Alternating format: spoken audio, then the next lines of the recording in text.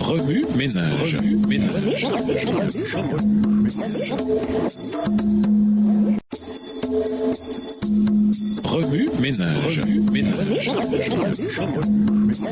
Bienvenue dans votre émission Remue-ménage. Moi, leçon de dimanche, intériorisée. À quoi ressemble la sagesse d'en haut? Certaines sections de la Bible poussent les lecteurs timides à les contourner pour ne pas mourir d'ennui. Au nombre des coupables, il y a des listes généalogies, péchés à éviter, personnes présentes lors de telle ou telle circonstance et attributs à intégrer. Mais chacun des éléments de ces listes recèle sa propre bénédiction et sa propre perspicacité. Même s'il faut un peu plus de temps pour les découvrir, les auteurs bibliques n'étant pas soumis à la pression du nombre de mots, chaque pensée derrière les mots mérite par conséquent notre attention. La définition de la sagesse d'en haut donnée par Jacques fait partie de ces listes et ces belles paroles sont souvent passées sous silence. Mais en les décortiquant une par une, que peut-on découvrir? Quel qualificatif décrit vraiment la sagesse? Pure. La sagesse est intacte, non souillée par une attitude et une motivation coupable. C'est là la première preuve de son origine céleste, puisque toute pureté ne se trouve qu'en Dieu lui-même. Pacifique, la vraie pureté conduit à la vraie paix. Cette sagesse peut générer la paix entre les parties en querelle et plus encore, la porter au cœur comme rien d'autre ne peut le faire. Ainsi, cette sagesse partage la paix avec les autres et remplit le cœur de celui qui la possède.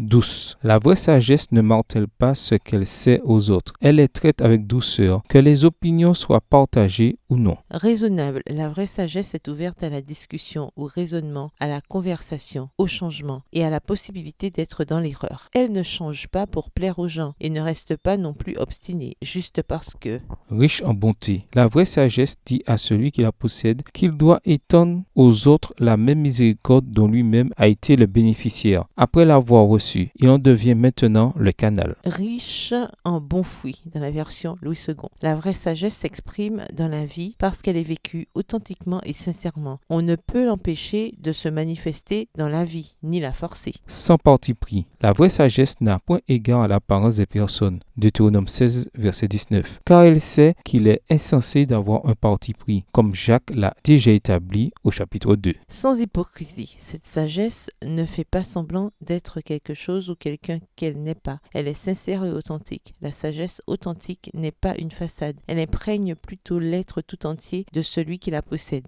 Il ne s'agit pas ici d'utiliser ces attributs pour évoquer la sagesse d'en haut, ni de les dénicher et de les assembler pour que celui qui les possède puisse dire « Ah, je possède la sagesse céleste ». Nous avons plutôt là une image de ce à quoi quelqu'un ressemblera, de ce qu'il sera et de la façon dont il vivra lorsqu'il sera animé de la sagesse de Dieu. Ces attributs sont les effets et non les causes de la sagesse céleste. Remue-ménage, revenez à votre texte écrit et étudiez le passage. Encerclez les mots ou expressions ou idées répétées. Soulignez les mots ou expressions qui sont importants et qui signifient quelque chose pour vous. Reliez par une flèche les mots ou expressions aux autres mots ou expressions associés au connexe. Quels éclairages particuliers vos notes semblent-elles indiquer dans l'ensemble? Mémorisez votre verset préféré tiré de Jacques 3, les versets 13 à 18. Écrivez-le plusieurs fois pour vous le rappeler plus facilement. Quel attribut de la sagesse céleste vous surprend le plus? Pourquoi? Comment Jésus a-t-il exemplifié tous ces attributs? Réfléchissez à chacun d'eux. Au revoir. Et à demain si Dieu veut.